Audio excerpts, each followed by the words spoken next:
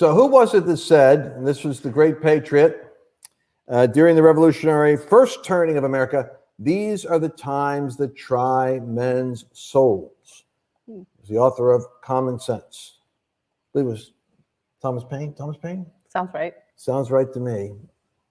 Unless you're in pain right now listening to the news. First of all, I want people to know this is Mercedes Sparks, my co-host, and activist mother, who actually is managing so much of what we do here day to day. But then when we got involved with the election process, I found out that she was actually had a history of working with the senator there in Senator Mel Martinez, Leadership Institute in Florida. Rush baby, So here's what I want you to catch, though. So this is helpful because I get the millennial energy and perspective when I get technologically challenged, plus insights that I might miss. Fact checker is right here. This is the fact checker. So let me announce to you some things. Because you are discovering, as I'm discovering, that the challenge that we have, and this is the sobering update, is that the legislators, we're all getting a civics lesson on how this election works. So the Electoral College is right now coming down to that moment when between now is like when they're summarizing their electors and they're moving towards the 14th, officially announcing who the electors are, and the presumptive president, Joe Biden, then would be confirmed if the electors are turned over to him. So today, Wisconsin certified the electors, and so the Wisconsin certified the presumptive president-elect Joe Biden.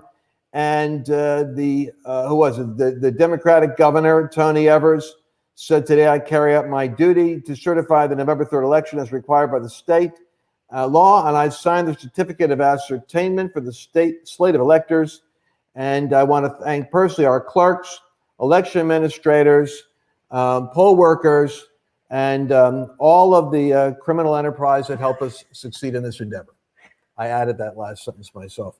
Now, Wisconsin, in the meantime, is going through in Madison, Wisconsin, and one other county, was it Dade or something? They're going through an analysis of the votes. And this is the part that for me is so maddening, because Pennsylvania today and Georgia, I believe, did Georgia certify today? Wisconsin, Arizona certified today. Yeah. But this is the part that to me is crazy, because Wisconsin is actually still reviewing and discussing the question of the ballots and voter fraud.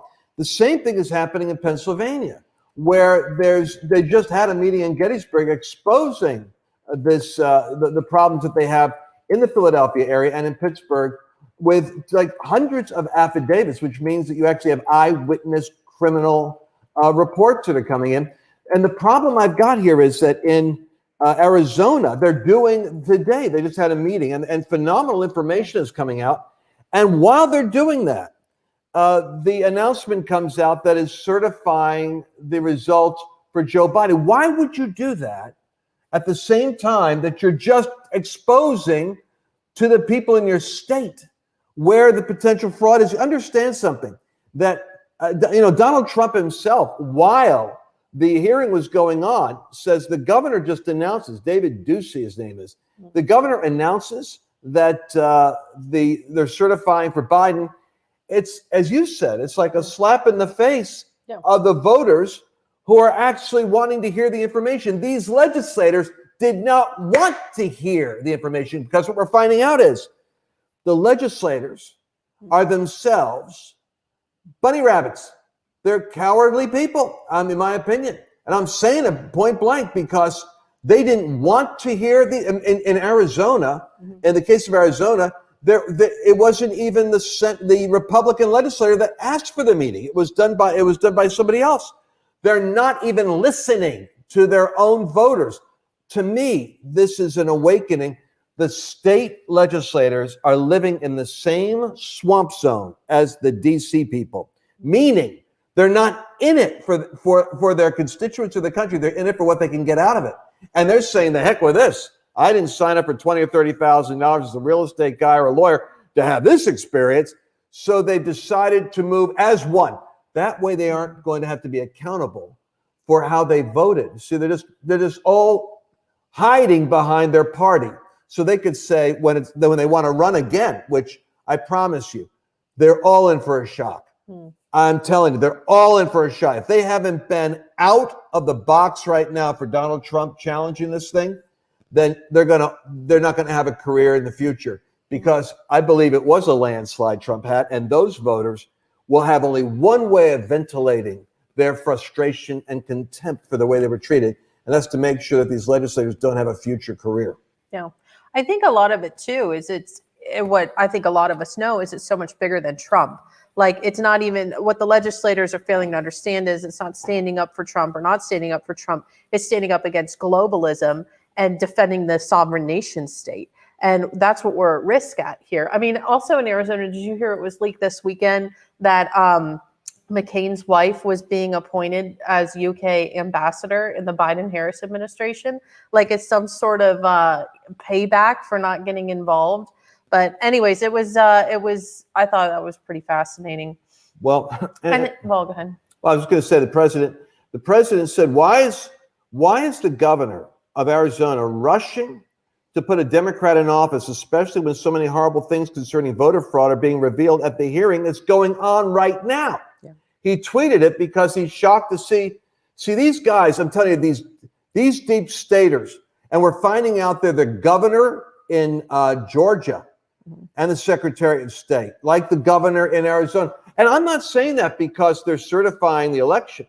I'm saying it because they're certifying it without satisfying a minimum criteria of demonstrating to their own Republican voters that they are convinced that there was no voter fraud, or that whatever fraud that took place was kind of like a singular anomaly, and that it didn't have an effect on the overall vote. But when you're down to like 10,000 votes or 14,000 votes or a couple of thousand votes, trust me, 100,000 or 30,000 votes, whether it's dead people voting or one person that put through like 20,000 votes or 10,000, it changes the outcome. And they're demonstrating they don't want to know.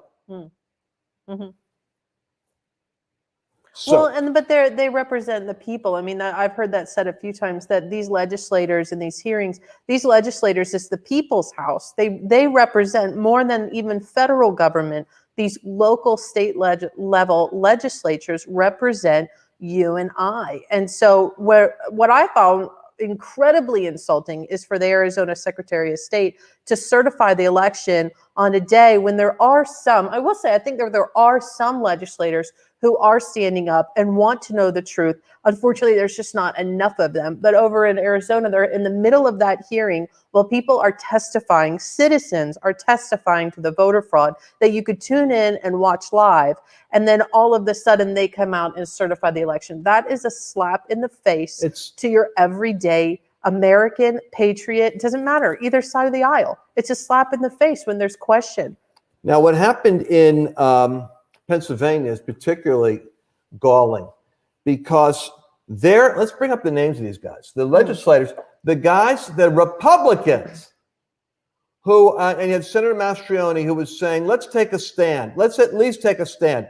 Evidently, the Republicans in the legislature, they were not able to get the requisite minimum necessary for them to be able to challenge the certification. I have it here. You want me to read it to you really quick? And so, yeah, please read this. Okay, so this is House Speaker Brian Cutler and Majority Leader Kerry. And Cutler's from Quarryville, by the way. Mm-hmm. I thought Quarryville, that would be like Quarryville out towards the Lancaster County area. That's a conservative area. This guy's got no future. Listen to this. I'm trying to zoom in so people can see it on the screen. Okay, so these guys say they released a joint statement saying that they would not be calling their chambers to Harrisburg on Monday, the final possible day for the 2019-2020 session. So they write, "We are physically unable to consider any new legislation before the end of the session. A simple resolution takes 3 legislative days for consideration, and a concurrent resolution takes 5 legislative days to move through both chambers, which means we don't have the time needed to address any new resolutions in our current session."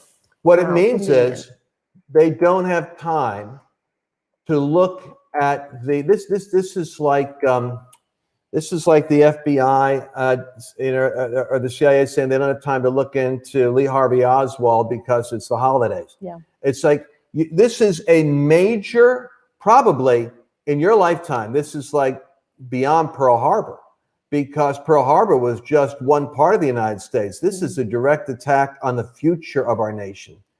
And the Pennsylvania legislator doesn't have the time in their schedule to really weigh voter fraud. So what does it tell you? We're finding out where the bureaucratic state is. It's corrupt in the Republican Party. And perhaps in a weird way, it's better to have the veil pulled back and to see what's there than to not realize that what is in Washington is in the political system throughout the country, unless the citizens, a populist movement arises, the one that put Trump in office, the 70 million that voted for him. Yeah. I believe this. I said it when I was on Bannon. The first time I was on Bannon's War Room, and I felt bad because I got reprimanded in some texts like, Lance, don't be so fast to give up on this. I said the word is 2022 backlash, because I've said all along a backlash is going to come out of this. Because what's happening is the bow can only go back so far before it snaps. And right now, the level of prayer, level of patience, the level of goodwill, the level of civility and Christian decency is being exasperated not by a legitimate evaluation of voter fraud, but by a suppression of the voter fraud and a rush to coronate big business. And you said it. It's not just about Donald Trump. That's why I wrote this. It's about the global order.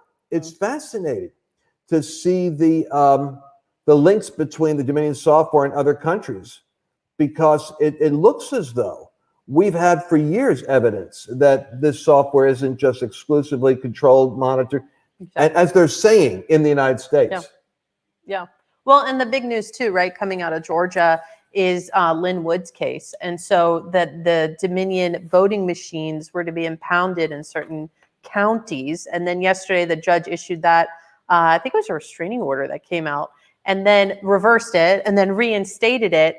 But the other crazy news I saw today was that in Fulton County, I think it's Fulton, I can pull it up for us here, we can look at it. But in Fulton County, there's a server that crashed. So not only it was a Dominion server that crashed here, let me throw it on the screen so you guys know what I'm talking about. But they had the whole voting machines impounded and then not impounded, and then so you're thinking like at a node level, like a laptop level, but then at a server level, all of a sudden the Dominion server just crashes. So it's so crazy, because it does seem like a string of evidence, a string of like a mishap here, a mishap there, or like votes get, they were talking in Arizona today that there are these spikes in votes that end up in Arizona. There's just too many votes going in. There was 3 simultaneous spikes that gave like 30,000 votes for 3 Democrats. And they happened exactly at the same time. But it was so many votes. The guy testifying today said it was so many votes, it's not possible for the little scanner machines to scan that fast in a given time period. So it's so much data. And unfortunately, not every person's a data person. And so you kind of get like little glassy-eyed when you're listening to it for too long. But it's those instances that point to just countless acts of voter fraud. And once again, if the country chose to elect Joe Biden, if Georgia chose to elect Biden and Harris by 14,000 votes or 4,000 votes, then so be it. But you know as well as I do that the fraudulent ballots and the not being tested, checked, and forensically evaluated, I'm sure that there's at least 20,000. There's 5,000 votes for Trump that weren't put in, and about 15,000 that are fake for Biden. And you know that. So here's the deal. The U.S. District Judge issued a federal court order today to stop officials in Georgia from performing a software update that would wipe or reset the Fulton County voting machines, which was shared by attorney Lynn Wood. Now, here's the crazy thing. The judge orders a Georgia county to stop a software update on voting machines when you have this level of hysteria over fraud? What's the urgency? Are they being used next week for another presidential election? Well, they want to use them for Trump's recount in Georgia. All right, they want to use so you basically have to back up the data. Yeah. You don't wipe out the data. Yeah. You back it up. Yep. So and so people are saying, well then what's the path? Well, if the legislators don't have the strength, this is why I said last night. This was my broadcast last night. Remember this, the urgency I had. I said we have to call the Arizona Republican legislators, the Pennsylvania Republican legislators, and the top of the legislative party, whoever they have, like the presiding over the president pro temp, whatever they call them. So the Republican leadership in Arizona, Wisconsin, Pennsylvania, and Georgia, because the main message for them is, I'm convinced that they're getting scorched earth contact from the radical left. The same people that have burned down a city will certainly burn down a phone line, and these guys are paid. So they'll call in saying, I'm from your district, and you better go certify that this stuff's gone on too long, blah, blah, blah. How do they know who's calling in? Yeah. I was saying last night, in every one of those states, if you're an actual citizen of those states, you've got to make the call. Now you know why I said it. Because they were making the decision to rush this thing through. Because they don't want to have to do a vote and see who stood for the confirming, the certifying of these electors and who was against it. They don't want the accountability, just like everybody in Washington. Nobody wants the accountability. So now we're on a court track, and in Pennsylvania. But I think that I don't know how this is going to work. We're going to have to let you know tomorrow. But I believe what I'm reading is that Giuliani and the president are pushing in each of these states. They're looking to bundle all of this together for a Supreme Court presentation, basically. Yeah, it's interesting. I want to come back to a couple things you talked about. I want to make sure we put on the screen just so you guys can contact these guys in Pennsylvania. There's Kerry Benninghoff. So this is one of the guys that wrote the letter, right? And here's his contact information on the left-hand side. And this is super easy to find. I just took their names and Googled it. And we're not doxing. This is the public. This is government website. Yeah, these are government offices, so they'll probably go to voicemail. So, and then this is going to be Brian. So is that Lancaster County? Yeah, it's this blue part, I think, is where he's at. We'll pray for him too. Make sure you pray for these guys too. I think that's one other thing, and then I had something else, but now serving Lancaster County. Dang. Well, I guess the only people not calling them will be the Amish. Yeah. Well, but I think, when I was reading the book earlier, Chelsea was saying, hey, test the mic.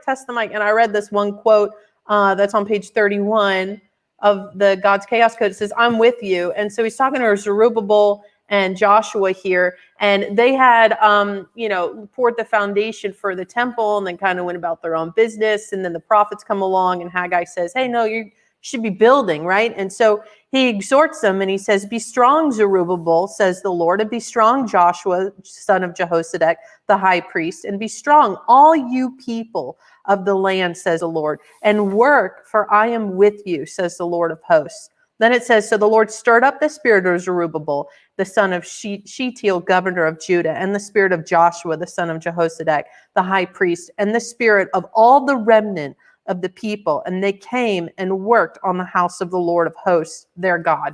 And so, I was reading that earlier. I said, oh, what a great word, because I think that's where we are. It's like we need to be stirred up. We need to know that God's with us, and we need Zerubbabel, who is the government representative.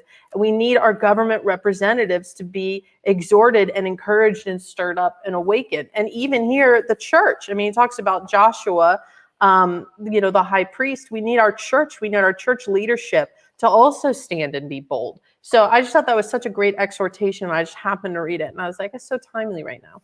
It is, and it encouraged me when you were reading that. But the one part of the book that you actually was your story here was in Prague. And I want to say something to you. I was in a call recently with someone who works as a consultant in an organization with me, and we both work with this group. And he said, we have to understand that the warfare of principalities and powers over a nation actually affects what happens in organizations, especially those that are anointed. So if God has his hand on you, you are picking up on the storm that's going on around you, outside of you. And over the nation right now is tremendous strife and frustration, particularly among those who are frustrated with having their sanity questioned when they're watching something that they believe is criminal. And if you're prophetically attuned, as I know you are, you're the smartest audience out there. I always say, you guys, tell people, you guys, and it's like, there's like a million of you out there. Mm-hmm. You are the sharp ones. You're the ones that are informed. You realize that America's future and the lawlessness that can be released on America is contingent upon this president actually being able to stand in the place that God called him to. And as I believe God called him to stand longer than what the enemy is trying to do right now. So we have to kind of like come together and agree that we must not come under the spirit of anger, the spirit of strife, the spirit of fear, because that's out there. And you and I have to be strong. An overcomer goes over that. So the story is, and you might as well tell it yourself. It's your story. Oh, yeah. But then when you get to the right place, I want to read. I don't know what the right place is. Well, I want to read where God is a territorial spirit. Oh. And what I want to say is this Zerubbabel word that Mercedes had. Notice how there are certain senators in Pennsylvania, state senators like this one, Mastriani, and we're finding certain ones in Arizona. I encourage you to we'll maybe put this in a little clip. We need to let these people know. I want to say one thing really, because I just saw this comment come through, which is why I love this software. It lets us do comments. But Diane sent this message in. Diane lives in Pennsylvania. She's a grassroots Pennsylvania person. So I just want to read it to you. But it says, Senator Doug Mastriani explained why the General Assembly cannot meet. The Pennsylvania Constitution requires the outgoing legislatures to be done tonight at 11 p.m. The senators are down 25 members as of 11 p.m. The new legislators cannot be sworn in until our wonderful Secretary of State certifies the elections. The governor must approve a special session, which is obviously not going to happen. So that's what that was missing from the article of what it said. So we actually also need to contact the governor, both of those representatives, and then Governor Wolf. How's that for a prophetic parable? That's Diane. Okay, but I wanted to say something. I did not read in the letter from the Republican leadership that they are specifically requesting, because of the extraordinary circumstances of questions regarding the credibility of Pennsylvania's voting, that they're requesting the approval of a special session so that they might address it. They never should say the reason is they don't have time. Oh, totally. That was why I'm furious. So I agree. Now, but what I want to say about this territorial spirit is that there must be, even though there's strife in the nation, don't get into strife and don't get into anger and don't get into fear. We just bind that. You can't move in the devil and get God's results. But here's what I do want to say, that as we break that off of you in Jesus' name and release the shalom of God, you as a prophetic community have power over yourself and your home. That's what we learned from Passover. You got you and your house shall be saved. That part of the jurisdiction of heaven is established over you by the Bible. What goes on with government can be good government, bad government. The church has gone through this for 2,000 years. But the word that I keep getting in my spirit is there must be divisions among you. This wrecking ball is going to hit the church. And the part that I want to say is there must be divisions among you, that those that are approved may be made manifest. And what that means is, in the same way the Senate legislators are like an ecclesia, they are either demonstrating or not demonstrating their responsibility right now. And those that are defaulting in apathy and cowardice are a failed ecclesia. By the way, the word ecclesia applies literally to what they do, because ecclesia is a legislative assembly. Let it not be us that is like them, but many of the church leaders are like this failed ecclesia in their state legislators. They themselves are cowardly, self-centered. They're not in it for the sake of the state. They're in it for the sake of convenience and basically they're not laying down their life boldly for the sake of their state or their community.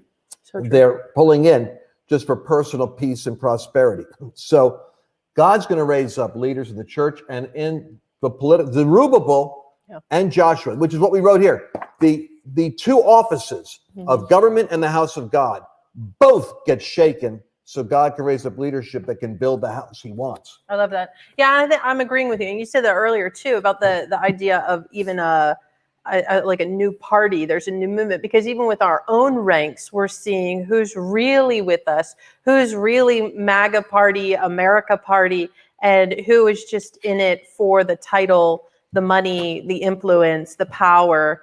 And honestly, it's a position that's a servant leader position, that you're, like you're saying, you're laying your life down to serve your community. They're only making like $25,000, $30,000 a year. And they got their phone burning right now. I'm not sure how the left is. Life threats, kids, their wife. That's telling you, it's like, honey, we don't want to I'm going to get out of this. Don't worry. We're going to blah, blah, blah, blah, blah. This is the time that try men's souls. In Prague, we went over there 2 years ago, flew over there for a conference. My son was there. You were there. I had Mark Nuttall was there. Dave Nuttall, friends of mine. So we were there for a leadership conference. And in that conference, you experienced some intense. She withdrew from the meetings because she was just like dealing with something. And I thought that's not like her. Yeah, it was so weird, because it isn't like me. I'm not highly emotional. And while I was there, I had like very, very intense feelings of like sadness, depression, and honestly, suicide, which is not my normal mental state. And so I'm walking around and it's things like, open those windows and throw yourself out those windows. Or it's like, step in front of that train. And it's like, what in the world is happening? And like, I was just, it's just one of those things where it's like, if you just said the wrong word to me the wrong way, it's like, why did you say that? So it was so strange. And I thought, well, maybe I'm just off one day. Like maybe, I'm not sure what's going on, but it was for probably 2.5 days. And then finally I just said, I'm going to pray through this. I don't know what this is, but I'm going to pray through it. So I went back to my room and I just prayed in the spirit, and I was praying. The Lord said to Google the suicide rate in Czech Republic. And so I looked up, it's a very high suicide rate there. And so I just was praying, and I felt like the Lord told me, I had these beautiful, like, giant windows that opened out to the street, because like in Europe, they don't have air conditioning. And so these really grandiose windows. And so I felt led to open the windows and to declare over the city, you shall live and not die. You shall live and not die. You shall live and not die, says the Lord. And over the city. And it was, I said it, I did it 7 times. And it was just like, whatever it was, just like broke. And I was like back to myself. I was back to normal. And so then we went, like the next day, they did this whole like group tour of Prague. And so we're going around, we just nice river cruise, and we're all walking up, and they have like a city square there. And in the middle of the square, they have this giant statue of this martyr named John Huss. John Huss. Is that how you say it? John Huss? Okay. Jan Hus. It's like written weird. Yeah. Jan Hus. And so there's 4 phrases written on either side of the statue. And as we walk up, we're there with our wonderful tour guide, David. And he goes, now this is John Huss. And it says right here, it says, live city, or live nation in God, don't die. And my mouth like dropped. I felt like I turned into Elaine Bennis, and I was like, Lance, that's exactly what happened. And it was shocking. I mean, just absolutely shocking. I've never, at the time, never had anything happen like that over me. And so at that point, that's when I was really first introduced to this idea of territorial spirits over cities, that if you're a believer, I don't know why the Lord does this, but it's like if he's got an intercessor there, he's going to drop a burden on you, and he's like, intercede and pray. It was fascinating. So that's my story. And what was particularly shocking is we come up to this statue of John Huss with, live and not die. Get this. We look at the date, And it was 300 years to the day that Mercedes had that experience, because it was the day after that experience. Yeah. So it was July 7th, 2018, we were there, but it was 303 years to the day, which means that there was a full cycle of history going on. And here this man is honored, but John Huss was burned at the stake, the first martyr of the church. And it was because he stood against the error of the political, religious spirit of the day. And they had tried him as a heretic. And so what we're writing about here, it's page 138, is how territorial spirits and this sheep and goat nations really comes down to thrones and principalities over nations that are collectively empowered by the thrones and principalities over the major cities of the nation. The swing states that determined what happened in this country were occupied by these lawless spirits: Atlanta, Philadelphia, Detroit, Milwaukee, Reno, Nevada. And what is particularly frustrating is the Christians that are in those states, for the most part, are in the rural areas. The darkness spiritually coalesces in the centers of population and influence. The balance is the rural areas typically will counterbalance the cities, or the cities under these dark powers would have sanctuary cities and lawlessness all over the country, determining the future of America. But the balance is always between the rural and then the city. But what we found is that if you have enough corruption in the city, they can engineer the destruction of the rural. So we have to go into these areas, but you can't go into them under the influence of those spirits. So that's covered here. So where Paul was in Ephesus, and he had to deal with, they had a riot in the city because he had destabilized the strong man over the money, the finance, and the political power of the city. And that's actually the apostolic mission of the church. Donald Trump was actually anointed to be a wrecking ball to make crooked paths straight. And the verse that I quote in here is, in the want of people is the destruction of a prince. In the want of people, in the lack of people. And so I'm commanding in the name of Jesus, the awakening of myself and all that are hearing me to be the people who are willing in the day of God's power, because it's not over yet. And this country isn't over yet. But I believe that the Lord is creating a full and complete picture of how the structure and the anatomy of power is lying in the United States. And we're seeing truth and error, right and wrong, with such bold force and clarity that it's going to help, I would say, the division that we need among us to show us who's approved, because we really do need to have that upper room community come out and deal with that the religious spirit as well as the corruption in the government. Yeah, that's good. And we're going to have an awakening. And I believe this is all playing out into that right now. So between now and the 14th, there's going to be, we have to show up. And listen to me. These guys want it to just be over. I keep on having this vision as we close up the broadcast of the scene where it's in Jason Bourne, where the guys are in charge of Treadstone with this ghastly, intelligence operation that raised up these assassins that would do their work. And it was rogue. And where they don't want the government to look into it. And you see a moment in the Senate where, tell us about Treadstone. Well, basically, this was an experimental program. And well, to be honest with you, it didn't produce much results. It was too costly. So we closed it out. All right, is there any other business? And you see the guy shove the file over there, wants to go on to the next business. Well, this chapter is not going to get shoved aside, because God's code is you can shove this thing aside and say it's going to go away. It's not going to go away. It's going to continue to become the catalytic moment for a movement, a populist movement. And finally, the church is going to separate itself from leaders that don't want to get involved with reformation and awakening where it needs to happen. They just want to slip off into la la land. And it's going to be a division within the church. And I believe the populist movement is going to be led by the Whitfields and the Wesleys and the radical new believers, who are going to be a curious mixture of enlightened civic engagement on how to overturn the selfish powers in the marketplace and government, and a spiritual awakening to liberate the masses. It'll be a very interesting movement.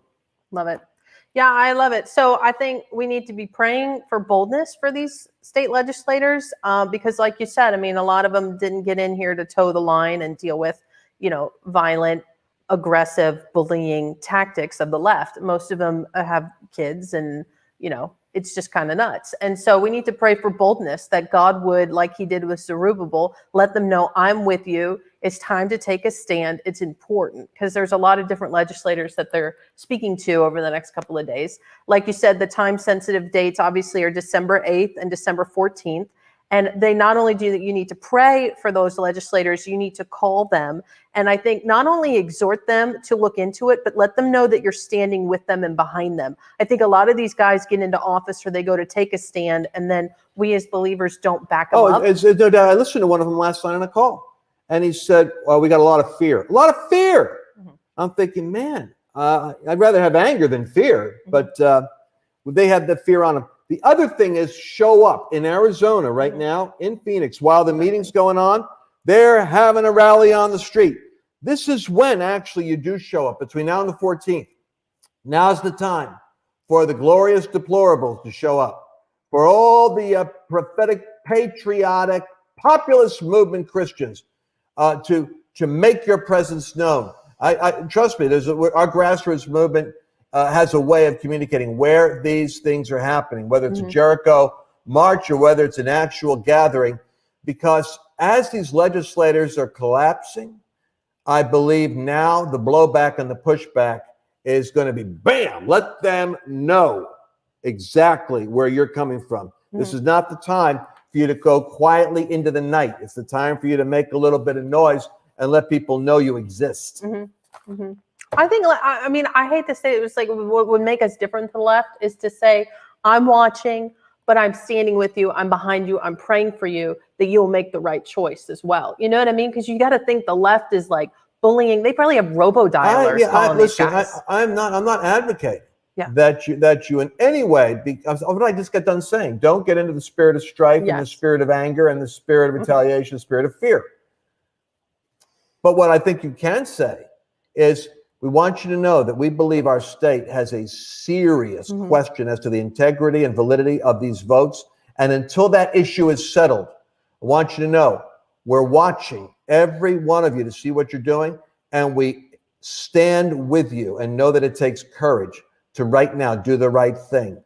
And let your colleagues know. Don't tell them this for them. Let your colleagues know that those that are not going to stand, we're watching them also, and there is no future, politically or otherwise, for you in this state if you're going to betray our confidence at the moment we really need you to stand. So let them know that, and we're standing with you. I love it. I think we're kind of running out of time here. The only other thing you might want to do one broadcast on at some point is, I was thinking, we're just talking about all these state legislators, and people may not understand what the plan is of what happens with these elections if the legislators get involved, of what the end result is. That I know some of our more informed. Do you not know by now? I mean, I know we all have to get an educated curve, but you understand, forget about Chase and George Soros and all that stuff. Focus in on, there's two things: court cases to get to the Supreme Court, and legislators. And the best way to get to the Supreme Court is for one or two of these states I don't know how it's going to happen, folks. They're going to have to reverse this decision, because there's enough of heat on them to say, hold it, we have a special session, we got a problem here, because there are legislators that are stepping down or stepping out of office in protest. And this is we're going to have to bust up the deep state Republicans here. Yeah. But I'm just saying, there has to be a movement quickly between the 14th of protesting legislators. It's not going to happen unless they know that there's a strong response. They're going to get primaried. They need to know they will not run again. I hope they enjoy their career. There's no tomorrow in terms of continuing the Senate. That's good. Well, I just want to reiterate, because some people may not know, and I know you're trying to land the plane. I'm just saying that with the end result with these state legislators is that we want them to tell the governor and the Secretary of State, you shouldn't have certified the election. We have the power to certify, as what the Constitution says, that the state legislators are the ones that actually get to send the delegates. Which is why I'm so upset with the Republicans in Pennsylvania, the Republicans in Arizona, the Republicans in Wisconsin. I expect Democrats to do what they do. And Michigan. So Giuliani's presenting in Michigan. Yeah, but they're not a Democrat. They're not a Republican-dominated legislature. But he's still presenting. So yes. It's still important to get the information out there. Absolutely. But I didn't finish my thought. So my point is... And Georgia. Sorry. You get them to these legislators, and then they say you shouldn't have certified. So what will end up happening is you'll have you'll have different delegates. So you'll have delegates from the Secretary of State and from the governor, and then you might have from the legislators might send their own delegates, and then the legislator should and probably will ask the United States House of Representatives and Senate to say, we've got two different groups of electors. You guys decide or discount them completely. And so there's a whole plan and strategy behind it, which is what I just want to make sure our people understand of the actual, here's the plan. Because that's always important to me. I'm like, all right, this is interesting, but what's the path to victory?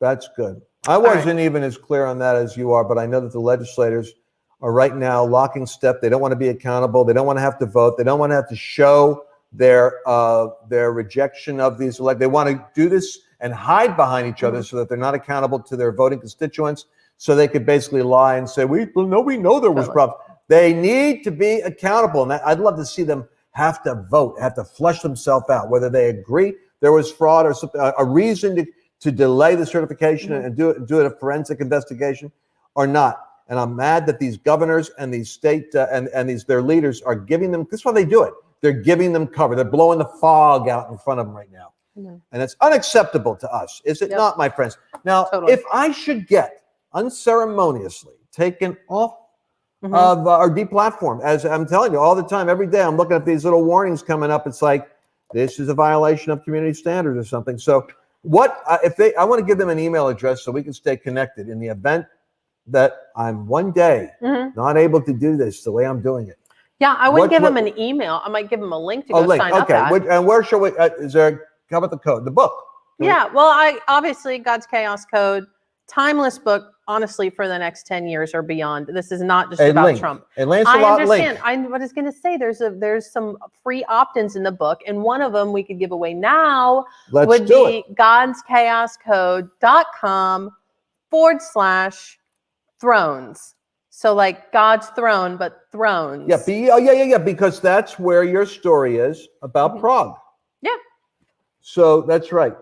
godschaoscode.com/thrones. Yep. And there's tons of great stuff over there too. It's not just, it's got Rick Joyner over there. There's interviews with Mark Nuttall.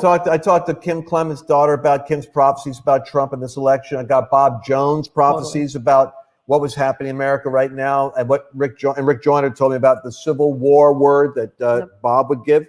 And so, oh boy. But what I'm saying to you is, do not be discouraged, my friend. I'm serious about this because I hit that same spirit. I mean, I'm getting this news of Wisconsin, Arizona, Pennsylvania, Georgia, and I'm looking at Republicans, and I'm saying, Lord, what in the world? And I really, really feel as though that the Lord is, remember this verse, the Lord is able to save with many or with few.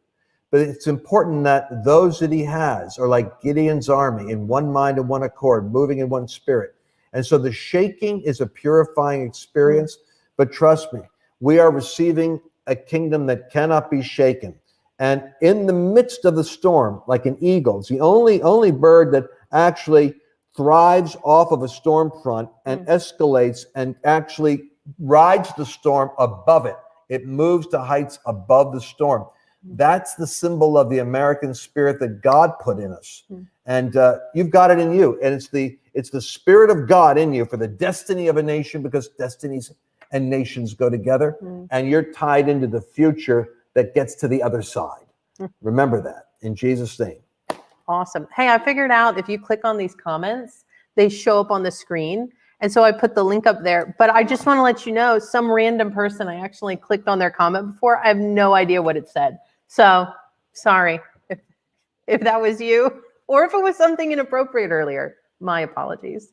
But that, I just want to let you know. I see you put But isn't that neat? under my name, we have Like you could do, God's, like you can click this, and then it shows your picture. Oh, it shows everybody? Or anybody's picture. Like let me come down and like scroll on somebody. Like, here we go. Barbara's throwing the prayer hands up. I mean, that's awesome.